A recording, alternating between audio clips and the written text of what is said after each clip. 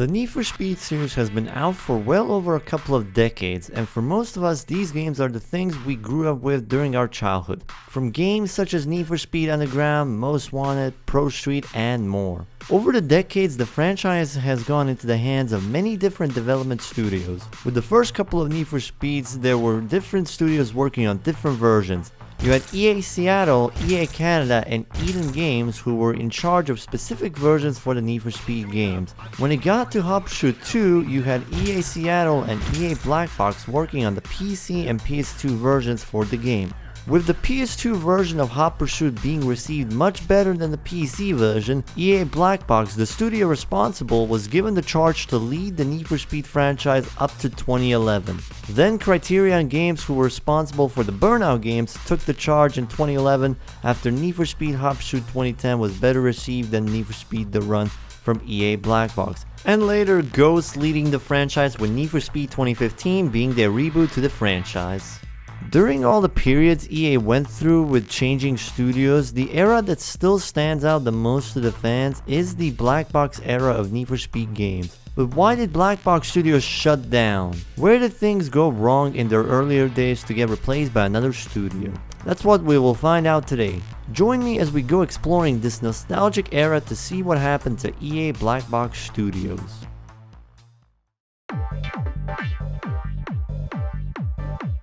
Starting this nostalgic trip off, we got the game that was the first entry for EA Blackbox, Need for Speed Hot Pursuit 2. This game, like the previous title Need for Speed Porsche Unleashed, had two versions each for console and PC, where two different studios worked on the game. Blackbox made the PS2 version and EA Seattle made the versions for more powerful platforms like PC, Xbox, and GameCube. Before this, Blackbox did make other games such as NASCAR 2001 and NHL 2K, but this was their first Need for Speed title that they were working on, and by October 2nd, 2002, it got released for the PS2 and on October 21st for the PC, Xbox, and GameCube. The game is set across a variety of different themed locations with a lot of sports cars, supercars available through the campaign modes. When you look at the PC and PS2 versions, you can definitely notice big quality changes across both versions, such as the menu designs, events, soundtrack, and etc. The PC version was alright for the most part, but compared to how much Blackbox managed to do with the PS2 version, it's safe to say which one people preferred more. You had two championship modes in this game, one where it's just regular cars racing, and the second one with cops involved as well. In addition to the street racing challenges, there were some challenges where you played as a cop where you try to chase and bust the racers. The amount of detail they had, especially for the PS2 version, is insane. The car details look amazing in this game. You could switch your player from male to female, and they actually were animated as well. If you look back, they would look back. You can see their hands moving while steering. It's little details, but details like that can go a long way as well. The only cons partially I could say this game has is that some of the events can take up to 10 or 15 minutes to complete. And it's even more frustrating because during these events, you get chased by the cops, which are literally glued to you the second they notice your car. And also the helicopter, man. Must have been released already. What the fuck? What type of war crime did we do to get a rocket blasted into our face, man? And civilian is dead. What? Bullshit. Fucking pure bullshit there, man. Oh my god. Apart from that, gameplay wise, this just has much more going for it than the PC version did. And EA saw that the PS2 version of the game was better received than other versions, and hence Blackbox was chosen to be the leading studio to develop the future Need for Speed games. It was the start of the early 2000s, and during this time, franchises such as Fast and Furious were hitting the markets and showcasing a lot of underground style racing, JDM vehicles, and plenty of more eye-catching things. It was an exciting time for the racing genre, which is why a lot of games tried to adapt to the success of Fast and Furious by making games similar to how it was. The success of the film is what motivated the releases of games such as Midnight Club games, Street Racing Syndicate, and a lot more games, and the success of these games resulted in more games being created in the spirit of Fast and Furious. But there was one game that stood out the most. Shortly after the massive success of Hot Pursuit 2, EA Blackbox were making a new entry into the franchise, and a year later we got Need for Speed Underground showcased to us, which was an instant success both critically and financially. The game had features like customization of not only performance parts, but also the visual side like the body parts, liveries, and decals, underglow, and etc. The city you race on, Olympic City, is the setting of Underground 1, where you're competing for the supremacy of the streets by climbing through the rankings and challenging racers for the #1 spot. You're introduced into the scene by Samantha, a fellow racer that gives you the kickstart by letting you buy your first car. Ouch, that is seriously weak, dude. And helping you settle in the underground world. Starting out by doing a few quick races to get your name out there, and later finding out who is the king of the streets. Eddie in his Skyline R34 GTR and the leader of the East Siders gang. Along the way, you're introduced to other characters such as Jose, Clutch, Dud, and TJ, who occasionally will give you events that once you complete, you can get a unique upgrade for your car. There are 5 game modes in the game, which consist of circuits, sprints, drag races, knockout events, and drift events. Each of these modes has 10 different racers in the rankings, and your goal is to be #1 in all of them. So that is basically the main plot of the game, but how does the gameplay stack up next to it? For starters, each event lets you pick from 3 difficulties: easy, medium, and hard. The difference is mainly how much the AI will rubber band during the events. It can get a bit tedious at times, and for the most part it depends on you if you want to go for higher difficulties. There is a small change in how much money you will get from the events depending on the difficulty. Handling also varies from vehicle to vehicle. Some can be easier to maneuver, while others can be a bit more challenging. Mostly it's fairly simple to get used to, although if you are unlucky and hit traffic, the game will do a bit of tomfoolery with the physics. They can definitely be over the top, sometimes making your car flip for ages until it resets you back on the road. A cool new feature they added in was the trade-in option. Through the underground mode, you will unlock new cars as you are winning races, and if you had enough money, you can carry all of your current upgrades and visual customization to another car, which is a positive and a negative in a way, because the game only lets you use one car. You can't have multiple vehicles in your garage. So you have to be a bit picky on what you want to use throughout the game. Over the course of the game, if you break records on the tracks, you will get featured on magazines, which you can check out in the main menu. In total, there's 111 events, including the optional ones for unique upgrades, which are fairly short and worth doing. The annoying events in the game are mostly the endurance style circuits that you'll be racing on, such as events with 6 or 7 laps on them, and knowing how the rubber band is in the game, one wrong move could cost you 5 or 6 minutes of your time on it. Once you've gotten #1 ranking in all the events, you're able to challenge Eddie for the underground title, which is just a simple sprint around the city, and once you beat him, the real final event will be a circuit event with Eddie's girlfriend, Melissa. Once you defeated her, you have successfully completed the underground mode and are titled the King of the Streets.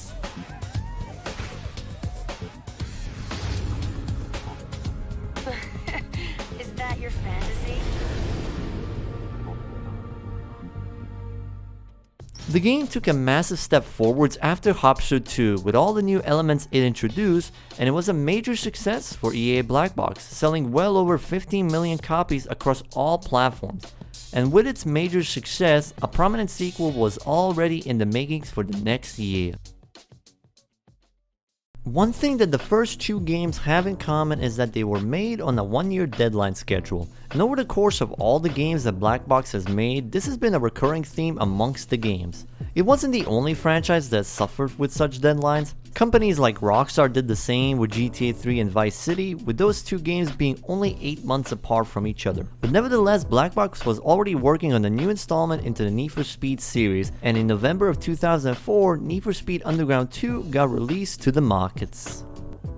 The big change that this game had was that it was the first open world entry into the series. Before that, you were only able to drive around during the events, but this time they made it fully open world to explore. After your success in Olympic City, you are called by Caleb, the leader of the race, to join his gang, but after refusing, Caleb attempts to take you out but fails to do so. but he does manage to wreck your car. 6 months after that incident, you're on a plane to a new city called Bayview, where Samantha introduces you to her friend Rachel, who's well known around the city. Bayview has 5 unique districts to it, such as City Core, Beacon Hill, Jackson Heights, Cole Harbor, and Bayview Speedway, which I will go into depth a bit later on. When you arrive to Bayview, Rachel lends you her 350Z and tells you to meet her at the car lot. You could just meet her there, but the game lets you have some fun in the car by letting you do events before meeting up with Rachel, which is completely optional, but it gives you a mini introduction on how the racing is down in Bayview. She even calls you in frustration while waiting for you to give her car back.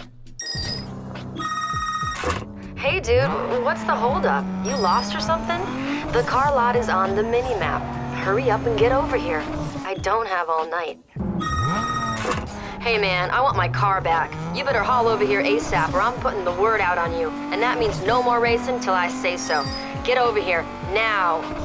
Once you are done with all the events, you can meet up with her and the game lets you pick from 6 different cars. There is a small difference in the cars you have if you are on NA or EU version. In the NA version you get the Civic and a Miata, but for the EU version you get a 106 Peugeot and a Corsa. Once you select your car, Rachel will tell you to meet her at the garage, where she gives you a quick brief down on the racing down here. The game expands on its previous set of events by adding new ones as well. Street X events are a new thing where you race around the drift course maps from Underground 1. The game also introduces SUVs into the game, and there's even dedicated events for those vehicles which you can partake in. But the main new event that has been introduced is called the Underground Racing League. To partake in these events, you need to get sponsors throughout the game that will fund you the ticket to participate in the Underground Racing League. There's usually 3 options, each having its own requirements once you sign with them. Usually it's to do specific events that they want and get on the cover of a DVD. The DVD requirements are a new addition into the game. It would rise up depending on the parts you would add to your vehicle, and the max rating you could raise it to was 10. Most people didn't like this feature because essentially it would limit the amount of freedom you would have to customizing your car. Most of the time you would throw random stuff on the car you wouldn't normally put on, just so you could raise it up to a certain rating so you could take the DVD shop. There are however mods that fully disable this rating, which gives you much more freedom to just make the car look how you want versus for a certain rating. The magazines in this game only require you to win a certain amount of events in the current stage to unlock them. They are time limited events that have you driving across the city towards the photo shoot. Once you get there, the game will let you also position the camera to whatever angle you want it for the photo.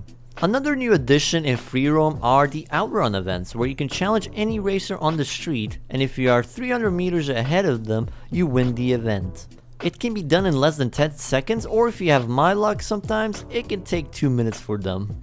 But if you do a lot of them in a specific stage, you unlock some unique upgrades to your cars, such as unique visuals and performance parts. Once all the underground racing events are done, you unlock the next stage, and in total there are 5 stages in the game which unlock more parts of Bayview. Each area has a set amount of shops that can be discovered, such as body shops, performance shops, graphic shops, and car specialist shops. All of them would let you do certain things to the car.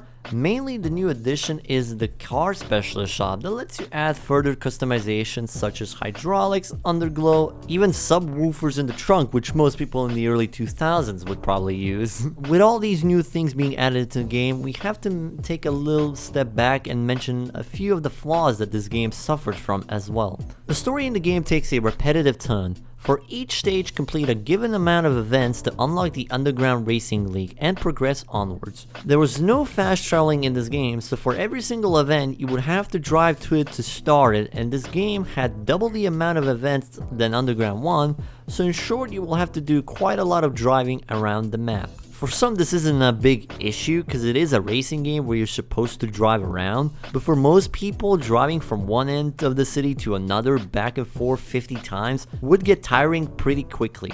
Especially in areas such as Jackson Heights, where you would have to drive up and down a lot of the times for either the events or magazines and DVD covers. It was their first open world title, so things like this they improved on in later entries, but this game really struggled because of the lack of fast traveling. Unfortunately, this isn't where the bad parts of the game end. The bad part is mostly the way they designed the Underground Racing League. These events would take forever to complete, and depending on what stage you are in, there would be a big amount of these events to do in order to progress the game. There would be events with 3 races, 3 laps each, 2 races with 4 laps, and then 1 singular event with 5 laps. These 2 things were the main reasons most probably never finished Underground 2, with its feeling of repetitiveness later on, and also is probably the reason why it sold less copies than its previous title, selling only 7 to 8 million copies.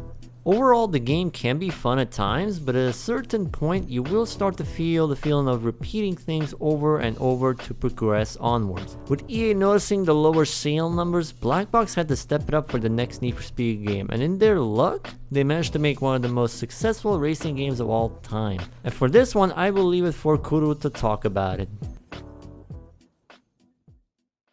Hey guys, Kuru here. Need for Speed Most Wanted. With EA Blackbox having done 2 games previously without cops, it was time for a bit of a change. In the early beta gameplay, they showcased the pursuit going on the highway, giving us a hint at what the next Need for Speed game could be like. There were a few more demo showcases of a drag event with you versus Mia in it, and a little bit of gameplay how it was during development. On November 11th, 2005, we got the full release of the well-known Need for Speed Most Wanted, and it blew up with it having sold over 16 million copies across all platforms. You are a racer around Rockport City looking to make a name for yourself, to challenge one of the Blacklist members called Razor. Although in the beta footage for this game there were 16 members and Rock was the 16th, but that idea got scrapped. Razor was the number 15 guy. Winning a few events gets you the opportunity to challenge him, but along the way Razor sabotages your ride and you get arrested after losing your car. Now out of jail, you have a clear goal in mind, beat Razor and get your car back. But while you were in jail, Razor used the car to climb to the number 1 spot on the blacklist. The map is split into 3 districts, Rosewood, Camden Beach and Rockport. And you will be racing all over these districts to make your way all the way to the top to the blacklist. A thing they added in this game was the ability to select events from the menu screen, which saves you quite a lot of time in terms of driving to each event, unlike in Underground 2, where you would need to go up and down the city to do any events. There are 15 Blacklist members with their own challenges that you need to complete in order to get a shot at challenging them. A new element this game introduced was the bounty system and milestones. There are requirements to challenge a boss, or in this case a Blacklist racer, unlike the previous installments where you could challenge the boss by just winning the previous races. These requirements range from earning a certain amount of bounty in pursuits or causing enough damage to the state or crashing into or disabling police units alongside winning races. That involves you doing quite a bit of chases, but the cops in this game are rather simplistic. If you compare them to the ones in Hot Pursuit 2, these ones only get tougher when you're in condition 4 or 5, and even then it's not that difficult for the most part. Once you meet all the requirements, you can challenge the Blacklist member. It can range from 2 events to 3, all the way to 5 when you get to Razor. When you beat a Blacklist member, the game lets you pick 2 from 6 markers as a reward. 3 random ones, which could give you a car, a get out of jail free card, a bounty marker, or some cash. On the other side you have visual markers, which let you buy a unique vinyl for free. Aftermarket parts will give you access to any body kit, hood or roof scoop that you want. And of course the Junkman performance markers, which will make your car even faster. The gameplay compared to Underground 2 did receive some changes as well. The handling feels a lot grippier than it is in the previous game, making all cars handle exactly the same, whether it be all-wheel, front-wheel or rear-wheel drive. Most of the tuning options from Underground 2 have been removed or changed up. Like the front, rear and the side options became just a full body kit option in Most Wanted. Underglow and hydraulic systems were also removed. Same goes for the trunk, but some of these were minor things that most people probably overlooked. Once you climbed your way all the way through the blacklist, your final opponent, aka Clarence Callahan, stands before you, ready for a challenge. You challenge him and to get your ride back. When you finally beat Razor, we get to know that Mia has been working with the police all along. This was hinted during a cutscene where she has Cross's PDA and hands it to you.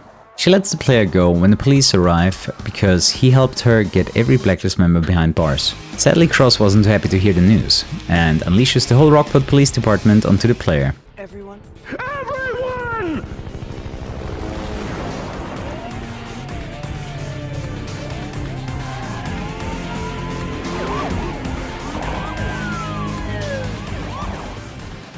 During this chase, you have to survive for 5 minutes during condition 6, before Mia calls you to tell you that Cross knows about your safe houses and the only way to escape is to jump over the old bridge near the stadium. With the player successfully escaping the police, that concludes the story of Need for Speed Most Wanted. The challenge series adds additional content upon completion of the game, providing players with additional replay value. There were 2 extra events as well that you could unlock if you had the Black Edition of the game. In Challenge 69, you try to get 500,000 bounty in a Camaro SS. And in order to unlock challenge number 70, you have to type Burger King at the startup screen. Afterwards, you will be able to access a sprint race in the M3, which after completion unlocks all the Junkman parts, which you can use in My Cars option for any car that you want. The game has 32 cars in total. You can take them and customize them to your liking, which is a slight improvement from the 25 cars of Underground 2. Some cars were cut due to licensing issues, Nissan for example, and some cars that were in the Need for Speed before made an entrance for the first time into the franchise. To this day, Need for Speed Most Wanted is the definitive version of Need for Speed for most people. Either they want the new game to be like this or a remake of the old one. The game is praised and loved by so many people out there even after 16 years after its release. That is all I have to mention about Need for Speed Most Wanted. My question to you is, do you think there ever will be a Need for Speed as successful as this game? Leave your opinions in the comments below. Kuru out. With EA's strict deadline of 1 new game each year, Blackbox had to work quick on the next entry in the franchise. And in 2006, we have gotten early snippets of the game called Need for Speed Carbon. But it didn't meet sales expectations, having only sold 3.2 million copies compared to Most Wanted 16 million. Let's see why that was the case. It was going to be a sequel from Most Wanted. After the player jumps the old bridge, he heads over to a city where it all started for him, Pullman City.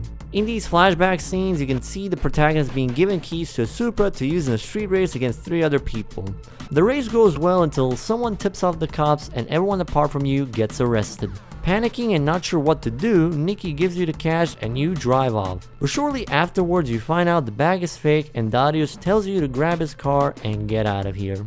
After the events of Most Wanted, the player is slowly making his way home, but he's reintroduced to his old enemy. Hey, guess who's back?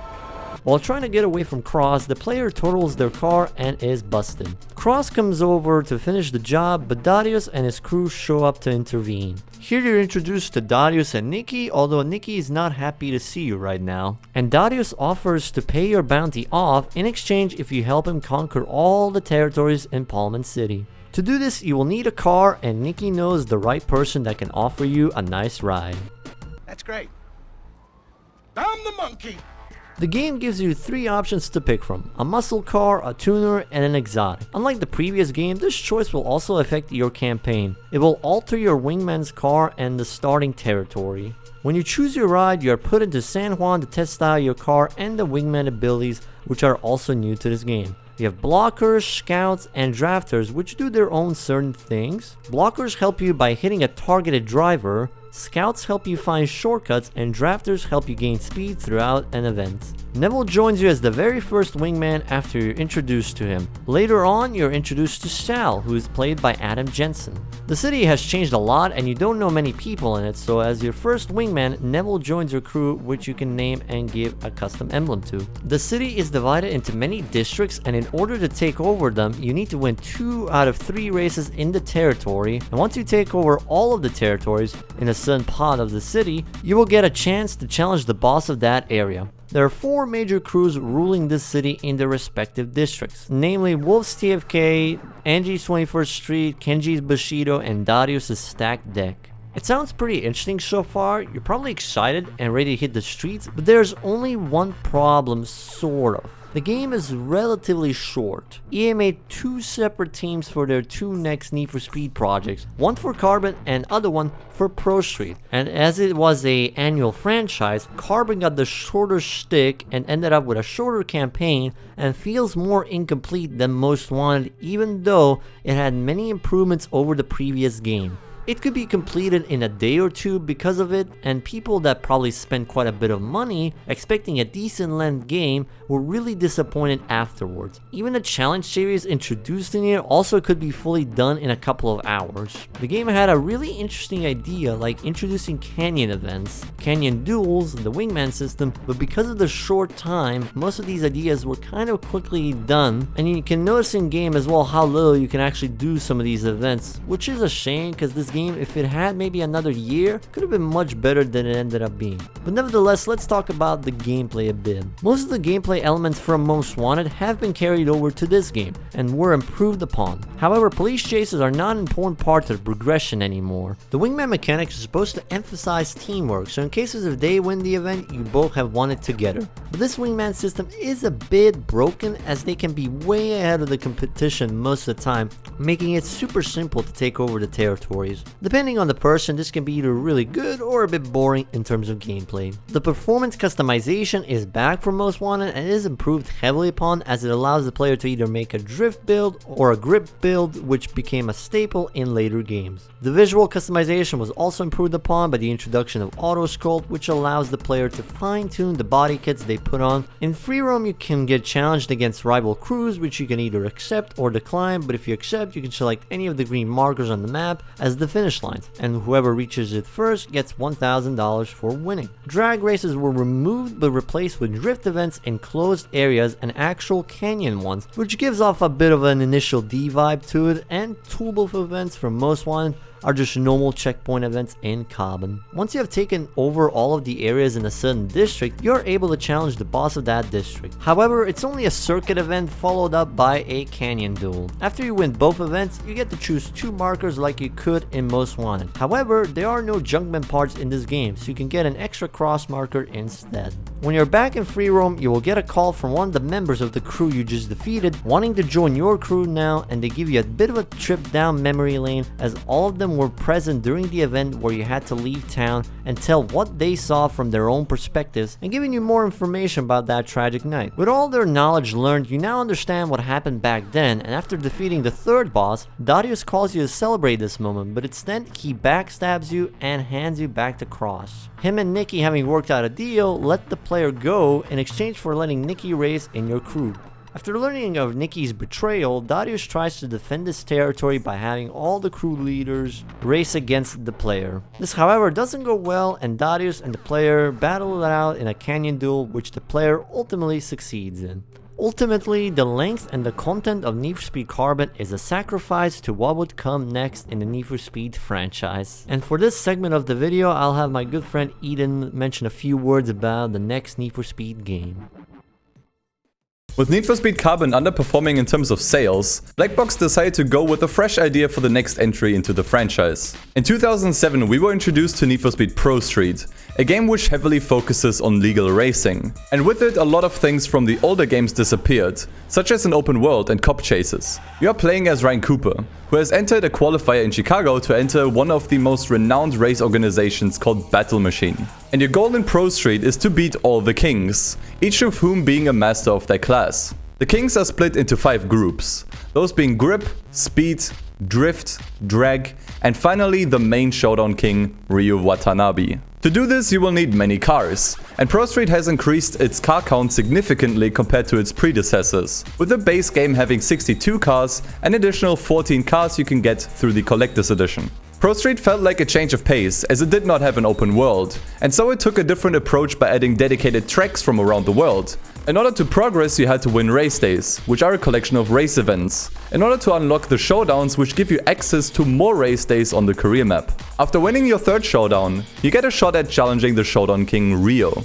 Occasionally you can run into challenge race days where you could win an extra car if you dominated the race day, which was a nice bonus. However, to unlock the race days for the other kings, you would need to set 10 track records in a specific event type for the according king you want to go for. Track records are set through beating the high score of an event, which is accumulated through things such as the lap time or the amount of damage taken. The other kings consisted of Aki Kimura as the Drift King, Carol Monroe as the Drag King, or Queen rather, Ray Krieger as the Grip King, and Nate Denver as the Speed King. I'll get back to them in just a minute. As we mentioned before, they added a lot more cars into the game, and with that came more in-depth customization to the vehicles as well. Autosculpt returned from Carbon and is a bit more refined and usable in this game. Additionally, you had an extra menu for fine-tuning your vehicle. From tuning gear ratios, the suspension, the engines and other components, you could control exactly how your car is set up. We've seen this feature in Underground 2 as well, and it made a lot of sense to bring back for Pro Street. The livery editor was pretty decent for its time. They made it a lot easier to apply decals and vinyls onto your cars and move them around. Unfortunately, there was a limit of 20 for vinyls and decals each, but even with its limitations, the livery editor was pretty decent for its time. And of course, we can't ignore the amazing soundtrack Pro Street brought to the table. Artists such as Junkie XL and Avenged Sevenfold made a return, but newer names such as Digitalism appeared on the soundtrack as well. Its amazing mix of dirty EDM and punchy rock made this one of my absolute favorite soundtracks of any game ever. Let's talk a little bit about the scenery in this game. It varies from location to location, where the American tracks like Nevada Highway and Willow Springs have somewhat of a warmer atmosphere, whereas the European tracks have a colder one to signify that they are in a colder region. And Tokyo is a concrete jungle with the street aesthetic being much amplified. Most of the event types were also in the previous entries, such as drag racing and drifting, but there's also a new one. Drag races were split into quarter-mile events, half-mile events and wheelie competitions. In other entries you would usually just do one attempt and you're done, but here you need to complete multiple rounds and try to go for a faster time. Or you can just use speedrun tactics by getting exactly one time in and then getting yourself disqualified by jumping the start. Drifting received a lot of criticism in Carbon, and you can definitely feel a much different handling model for the drift events in this one. It's a bit more complex than it was in Carbon, which is nice considering how easy it was in that game. Just watch out for that one drift track in Tokyo Dockyards. That one is simply painful. Grip class is pretty much the normal circuit experience mixed with a few extra events such as sector shootouts and time attack. Nothing all too special and plays pretty much just like you'd expect. The more in-depth handling model does make these pretty fun. New to the series were speed events, which in essence are similar to sprint and speed trap events from Most Wanted, but on their own unique tracks prioritizing neck-breaking speeds. All of these events were evenly spread out across the race day, so you had a decent choice of events to pick from each time. The game also had DLC events using a new location in Leipzig, Germany, as well as a new speed track in Tokyo Expressway. There also were the dockyards, although you do need the 1.1 version of the game to unlock them. Now, let's come back to the kings I've mentioned earlier. As mentioned before, you have 5 kings to beat in Pro Street, but the vehicles developers chose for some of the kings were a bit disappointing. Let's have a look at Ray Krieger, the Grip King, as an example. He drives a BMW M3 E92, but then one of his crew members is driving a Porsche 911, which is clearly much better than his car, yet he somehow manages to be the king.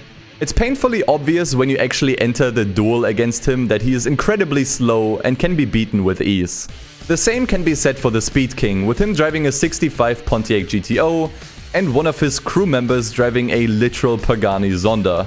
The cars, although looking admittedly cool, are just not really fit for the roles their kings need to fill. The other kings didn't have this issue, thankfully, but it still was a bit of a missed opportunity to make the events more memorable. Instead, they end on a wet fart, unfortunately.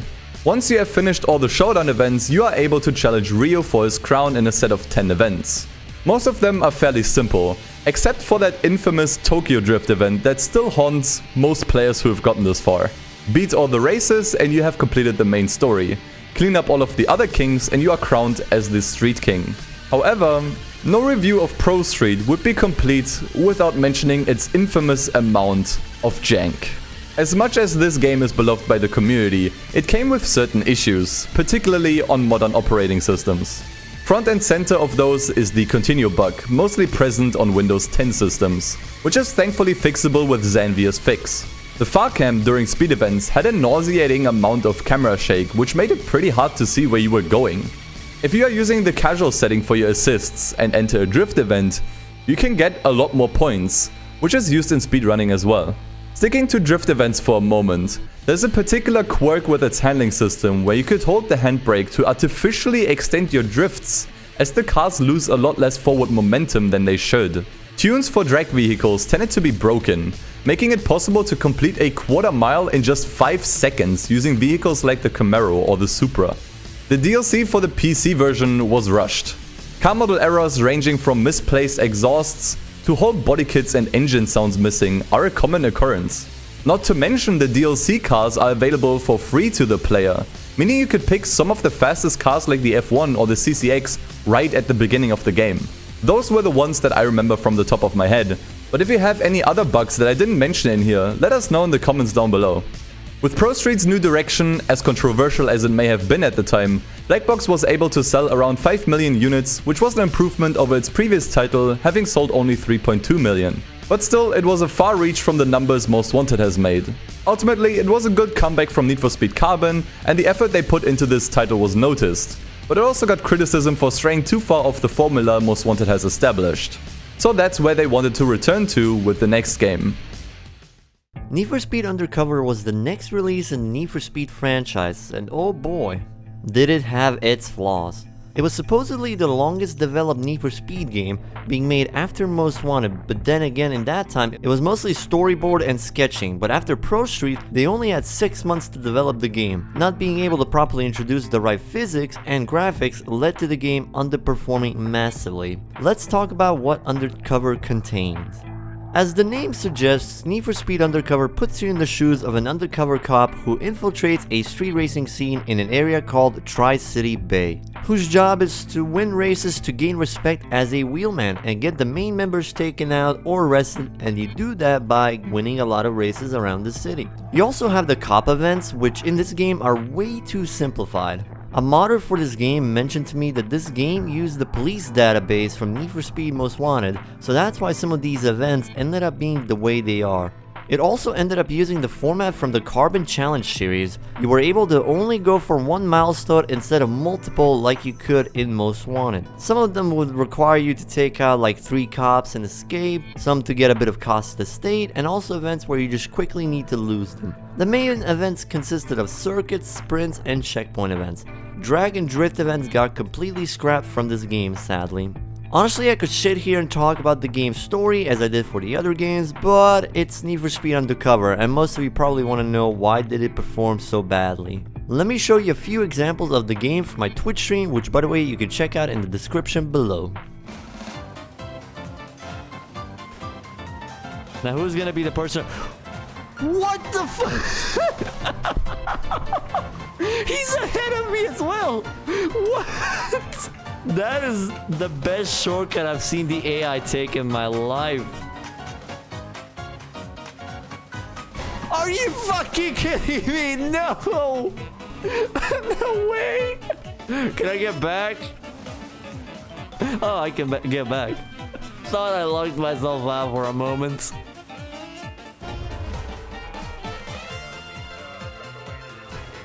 Ouch. Huh? I think I did something wrong here.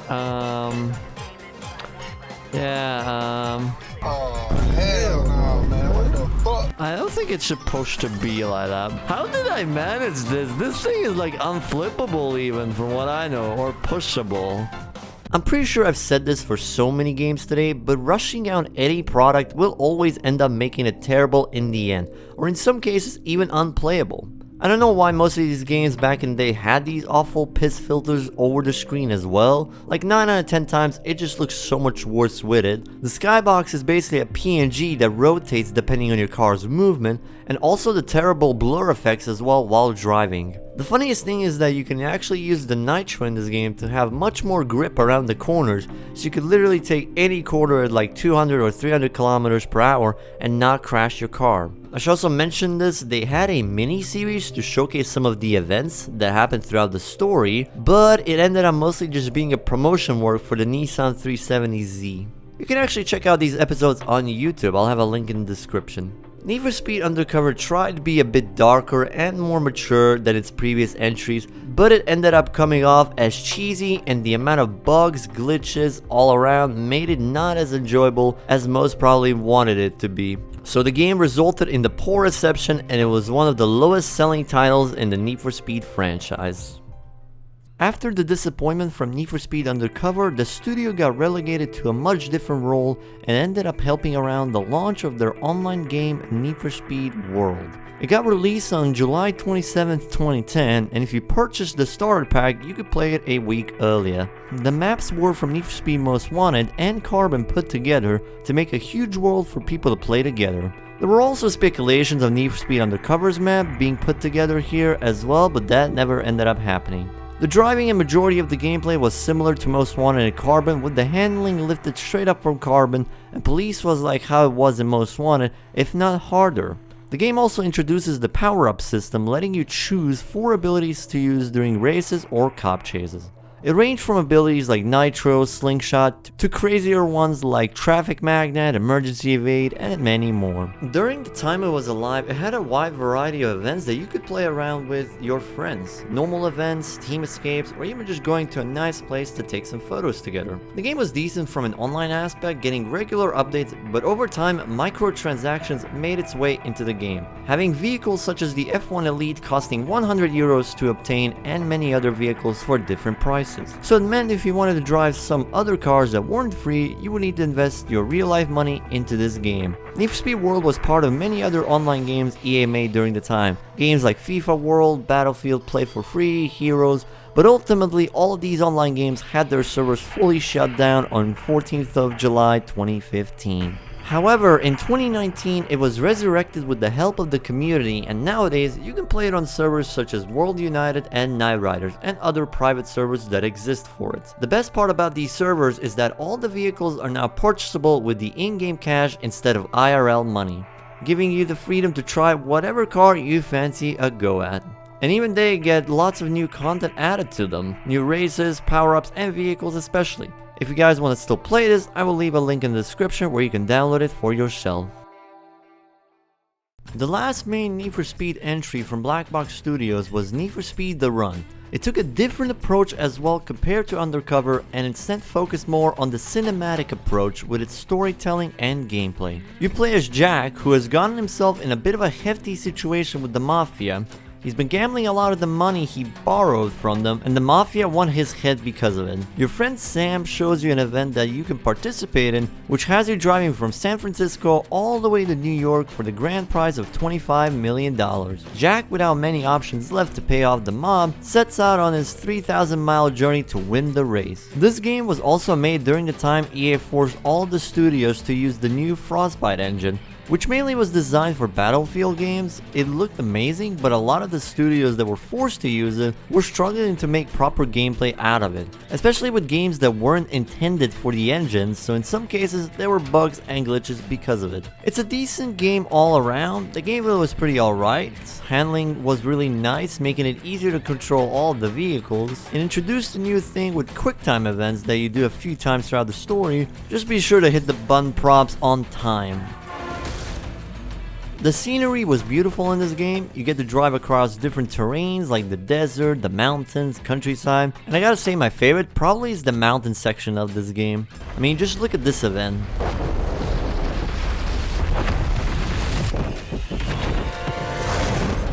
The game had a max of 30 levels, and each level you would get a new reward such as Nitro, the drafting system, cars, and many other things. You could also increase this level with online events, but all the servers were sadly shut down in August of 2021. The Run didn't have an open world like Need for Speed Pro Street, so for the most part, it's a linear story that you just play from start to finish. It is an alright story, but nothing too interesting that makes you want to replay it multiple times. There is an extra thing you could do, which is the challenge series, but here's just doing time attacks and normal sprint events compared to the older challenge series. It was also during this time that EA gave Criterion Games a chance to make a Need for Speed game as well. Before this, they were responsible for games such as the Burnout series and Black for the PS2. So they went ahead and made Need for Speed Hot Pursuit 2010, which sold a lot more copies than Need for Speed The Run did, and in 2012 Blackbox Games got replaced with Criterion Games, who took the reins for the series moving forwards. Blackbox was still around, but they got renamed to Quickline Games, which sadly got fully shut down in 2013. I've mentioned a lot that some of these games were either too short, had repetitive gameplay and other things, but I wanted to mention mods that exist in the community which fixes some of the issues that these games have suffered from, as a little tribute to the Need for Speed modding community. Pepega mod. This mod was made by Eden and his team. It completely overhauls the game by adding in much more content to the game, a lot more memes as well, but overall a fantastic experience that I recommend you should try. Also, me and my community have a challenge in that mod, spoilers. They're also making Pro Street Pepega mod, which hopefully will be out by the end of this year. Hot Pursuit challenges. If you are a fan of Hot Pursuit 3, then this mod is for you. It converts this game into Hot Pursuit 3, but in Rockport's world, making the scenery much more tropical, vibrant sky, more vegetation, adding in vehicles such as the Ferraris, Corvettes, and many more from Hot Pursuit 3. Definitely worth checking out this amazing mod. Carbon Battle Royale mod.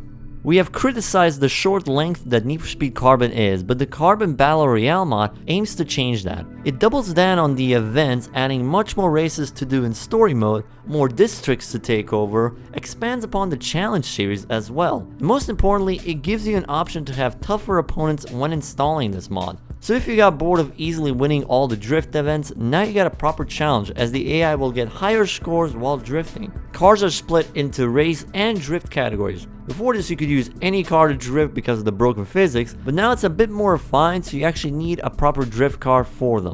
It adds more cars to the roster, giving you even more variety in vehicles. It is a little bit unstable at times, so do expect to encounter some crashes while playing it, but other than that, it's a mod that I come back to every once in a while when replaying Need for Speed Carbon. Project Reformed. Despite all of the problems previously documented on Need for Speed Undercover before, there exists this mod that aims to fix this game's most glaring issues with the name of Project Reformed by Lex Solo and his huge team, aiming to restore and properly adjust the handling of the vehicles, the graphics, cops, skies, AI, textures, and more to come in the future. Immediately noticing the vast upgrade from the vanilla experience. The golden era of Need for Speed games had a lot of memorable titles that we all still remember from our childhoods.